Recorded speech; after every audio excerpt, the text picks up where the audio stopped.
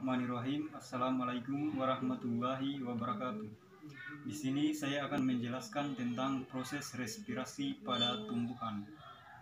Di mana proses respirasi pada tumbuhan itu adalah suatu proses di mana tumbuhan menyerap molekul oksigen yang terdapat di udara untuk menghasilkan air, karbon dioksida, dan energi yang dibutuhkan tanaman untuk tumbuh dan berkembang.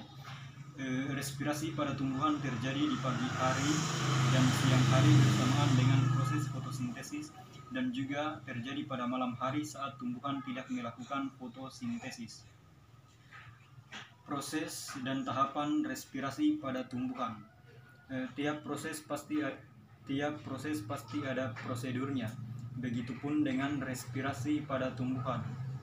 Namun pada beberapa tumbuhan mungkin memiliki proses yang berbeda-beda karena tiap respirasi tanaman memiliki proses bernapas yang berbeda-beda. Proses dan tahapan respirasi pada tanaman yaitu 1. Penyerapan O2 dari alam. Penyerapan O2 dari alam ini terjadi penangkapan atau penyerapan gas oksigen dari alam. 2. Mobilisasi gas dan penyerapan O2. Proses ini terjadi pergerakan gas-gas pada tumbuhan akan terjadi pada proses ini. Proses ini dinamakan dengan difusi. Yang ketiga yaitu pertukaran CO2. Di proses ini terjadi juga difusi, di mana ada pelepasan O2 sedangkan pelepasan O2 sedangkan O2 yang dihasilkan akan diserap oleh tubuh tanaman itu sendiri. Yang keempat yaitu tahapan respirasi. Ada beberapa tahapan respirasi yang perlu diketahui, misalnya seperti glikolisis.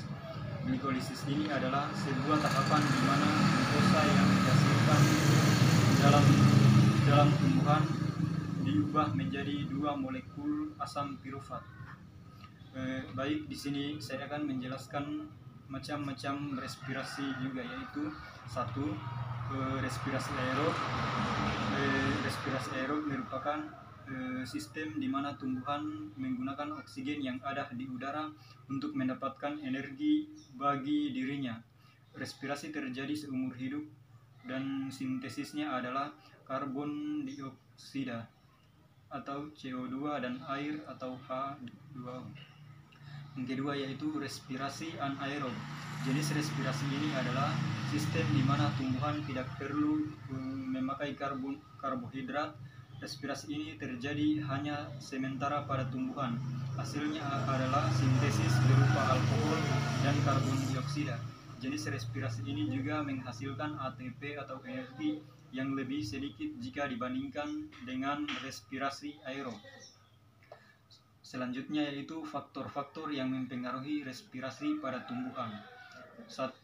Yang pertama yaitu faktor internal. Faktor internal ini meliputi faktor protoplasmi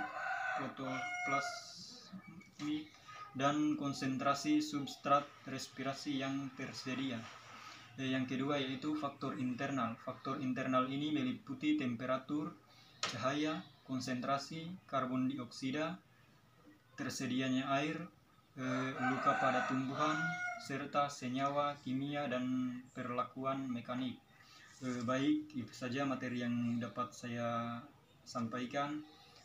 Kurang dan lebihnya mohon dimaafkan. Wassalamualaikum warahmatullahi wabarakatuh.